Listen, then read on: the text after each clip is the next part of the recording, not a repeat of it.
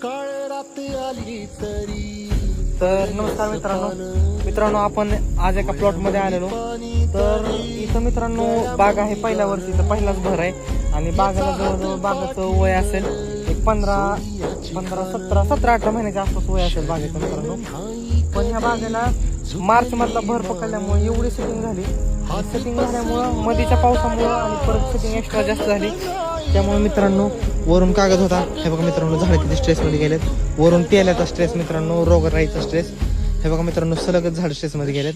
हे बघा मित्रांनो मुळी बंद पडली, बरीच कारणं झालेत मित्रांनो.